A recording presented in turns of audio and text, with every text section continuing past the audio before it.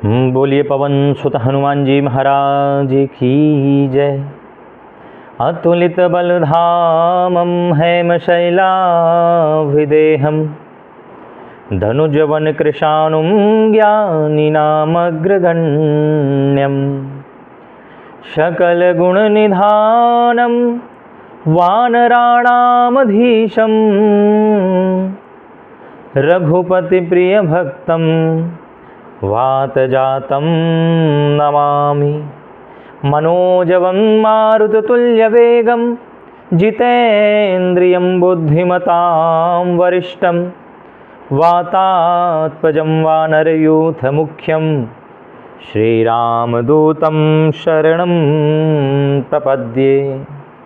श्री पवन सुत हनुमान जी महाराज की श्री चरण कमलों में कोटि कोटि वंदन प्रणाम। बंधुओं, आज परम ही पवित्र मंगलवार का शुभ दिन है, इसलिए आज हम लोग भगवान श्री राम जी के अनन्य भक्त श्री हनुमंत लाल जी महाराज का सुंदर चरित्र और बड़ा ही मार्मिक प्रसंग हम श्रवण करेंगे।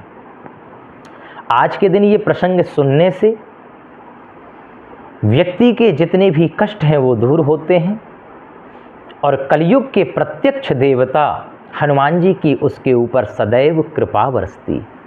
इसलिए आज बड़ा ही सुंदर भगवान श्री राम जी के परम भक्त हनुमान जी के सुंदर प्रसंग की कथा सुनेंगे। भगवान श्री राम जी जब रावण का उद्धार करके वापस आए तो अपने सभी भक्तों से राम जी ने कहा कि आज मांग लो, जिसको जो चाहिए सो मैं सबको कुछ देना चाहता हूँ, क्योंकि आप लोगों ने मेरी बड़ी सहायता की है। तो किसी ने भक्ति मांगा, किसी ने शक्ति मांगा, हर व्यक्ति कुछ ना कुछ मांग रहा है, लेकिन हनुमान जी महाराज हाथ जोड़ करके चरणों में बैठे, कुछ नहीं कहते। राम जी कहते, हनुमान आप भी कुछ मांगो, आज मैं कहता हूं तुम्हें कुछ देने का मेरा मन है, आज तुम कुछ मांगो, मैं तुम्हें कुछ देना चाहता हूं। हनुमान जी कहते हैं, प्रभु मुझे कुछ नहीं चाहिए। बोले नहीं नहीं, तुम्हें तो कुछ मांगना ही पड़ेगा। हनुमान जी कहते हैं, प्रभु पद मिलता है तो पद के साथ मद भी आता है। जहां पद होता है बंधुओं वहां मद आता है, जहां कुर्सी मिलती है वहां अहंकार भी प्रकट होता है, क्योंकि पद और मद दोनों सगे भाई हैं। जहां कुर्सी मिल जाती है महाराज वहां अहंकार पैदा हो जाता है। जब चुनाव रहते हैं तो प्रजा राजा होती है और जैसे ही चुनाव खत्म हो जाते हैं तो फिर नेता राजा हो जाते हैं। महाराज पद और मद में ज़्यादा भेद नहीं है, ज़्यादा अंतर नहीं है, दोनों सगे भाई। इसलिए प्रभु मुझे कुछ नहीं चाहिए। जब ज़्यादा जिद करने लगे, नहीं हनुमान मैं तुमसे कहता हूँ मैं भगवान हूँ और आज मैं तुम्हें कुछ मांगने को कहता हूँ, तुम्हें कुछ देना चाहता हूँ, मांगो। जब राम जी ज़्यादा जिद करने लगे तो हनुमान जी कहते हैं, अच्छा ठीक है मांगूंगा, जो मांगूंगा सो आप दोगे। बोले दूंगा, झूठ तो नहीं कह रहे। राम जी कहते हैं, कैसी बात करते हो हनुमान, रघुकुल रीत सदा चली आई, प्राण जाए पर वचन न जाई। हम क्षत्रिय हैं, रघुवंशी हैं, हमारे प्राण चले जाएं लेकिन हम अपने वचनों से कभी दूर नहीं होते, कभी हटते नहीं। हनुमान क्या इतने वर्षों में तुमने ये भी नहीं पहचाना? हनुमान जी महाराज कहते हैं, प्रभु इस दुनिया में आपका सबसे प्रिय भक्त कौन है? राम जी कहते हैं, हनुमान यदि कोई और इस बात को पूछता तो उसको मैं उत्तर देता, अब आप ही पूछे हो तो मैं आपको क्या उत्तर दूं? इस दुनिया में हनुमान जी महाराज से बड़ा मेरा कोई भक्त नहीं है। यदि सबसे ज़्यादा मैं किसी को प्रेम करता हूँ हनुमान, तो वो मैं सिर्फ तुमसे करता हूँ। तुम मम प्रिय भरत ही सम भाई, तुम तो मुझे भरत से भी ज़्यादा प्रिय हो, भरत से भी ज़्यादा मैं तुमसे प्रेम करता हूँ हनुमान। जैसे हनुमान जी महाराज ने श्रवण किया इस वचन को, महाराज उनके रोम रोम पुलकित हो गए, नेत्रों से अश्रु प्रवाह बह चला, आंसुओं की धार बह चली। राम जी कहते हैं, हनुमान जी इतने भावुक क्यों हो रहे हो? तुम मेरे अनन्य भक्त हो, मैं तुमसे बहुत प्रेम करता हूँ हनुमान। आज हनुमान जी महाराज गदगद हो रहे। देखो, भक्त भगवान से प्रेम करते हैं और भगवान अपने भक्त से प्रेम करते हैं। हमें कभी कुछ मांगना नहीं चाहिए। सारे भक्त अपने गुरुजनों से प्रेम करते हैं, लेकिन जो गुरुदेव जिस भक्त से प्रेम करने लग जाए, समझो उस भक्त का जीवन सार्थक हो गया, उसका जीवन जीना सार्थक है। उसी प्रकार यदि भगवान किसी भक्त को प्रेम करने लग जाए महाराज, तो उस भक्त का तो जीवन सार्थक हो जाता है। इसलिए कभी भी किसी से मांगना अगर पड़े, भगवान भी आए, गुरुदेव भी यदि कहें कि कुछ मांगो, तो कभी कुछ मत मांगना, क्योंकि हमारी बुद्धि कितनी, ज़्यादा से ज़्यादा हम यही तो मांगेंगे ना, सुख संपत्ति घर आवे कष्ट मिटे तन का। यही ईंट पत्थर मकानों के ही तो घर मांगेंगे, नौकरी मांगेंगे, दुकान मकान, इससे अतिरिक्त और क्या मांगेंगे, पत्नी बच्चे, इससे ज़्यादा हमारी तो बुद्धि है ही नहीं, क्या मांगेंगे। इसलिए कभी कोई मांगने को कहें, गुरुजन कहें, भगवान भी यदि कहें, तो उनसे कभी कुछ मत मांगना, इसी में फ़ायदा है।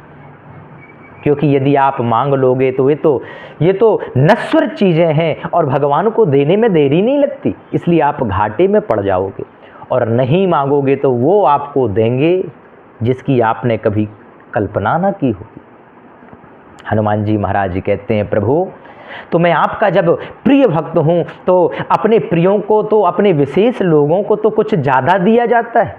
भाई एक पद जो आप दोगे, तो एक पद तो सबको दे देते हो, और मैं आपका अत्यधिक प्रिय हूँ, तो फिर आपसे मैं एक पद नहीं, मैं तो आपसे 2 पद मांगूंगा।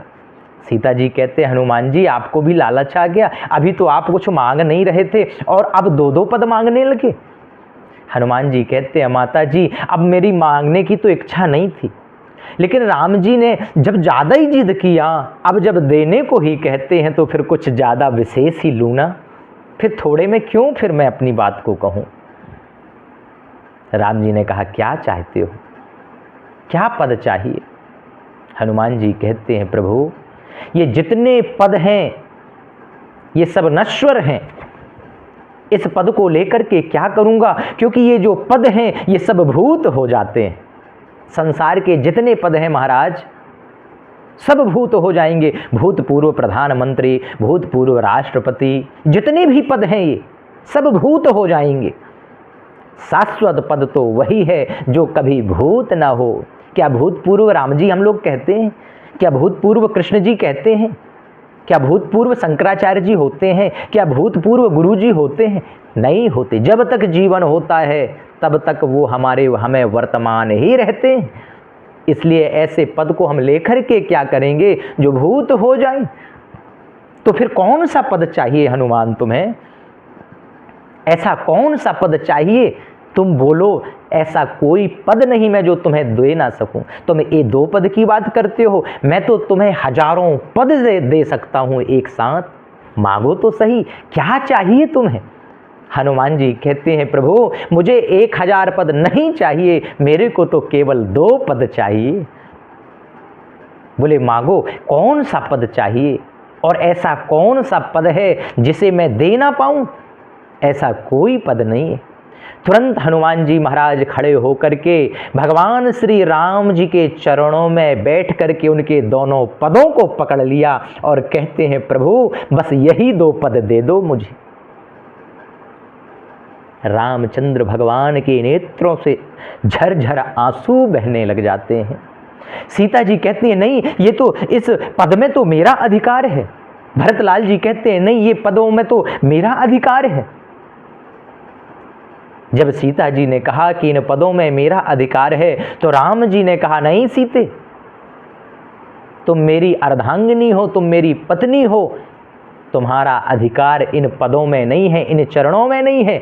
इन चरणों में अधिकार तो मेरे केवल हनुमान का है। भगवान श्री राम के चरणों का अधिकारी तो केवल भक्त होते हैं और कोई नहीं हो सकता। बंधुओं, गुरुजनों के चरणों का अधिकारी तो केवल भक्त होते हैं, केवल शिष्य होते हैं और दूसरा कोई नहीं हो सकता।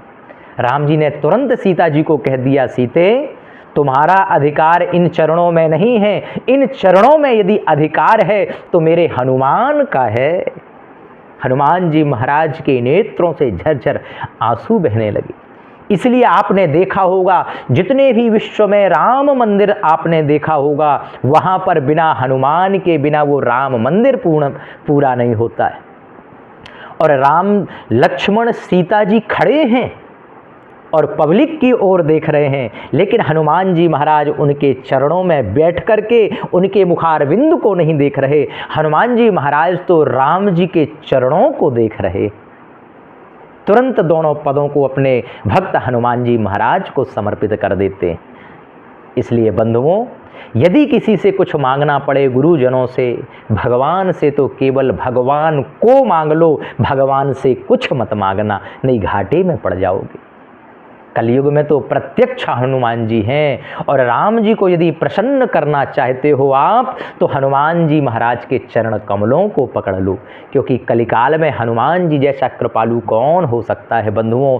हनुमान जी जैसा दयालु कौन हो सकता है। किसी देवता का कलयुग में वास है, किसी का सतयुग में प्रताप होता है, किसी का द्वापर युग में, किसी का त्रेता युग में प्रताप होता है, लेकिन हमारे हनुमंत लाल का तो चारों युगों में प्रताप है। चारों युग प्रताप तुम्हारा। इसलिए जहाँ भी मंदिर होंगे राम जी के, वहाँ पर उनके चरणों में हनुमान जी जरूर बैठे होंगे।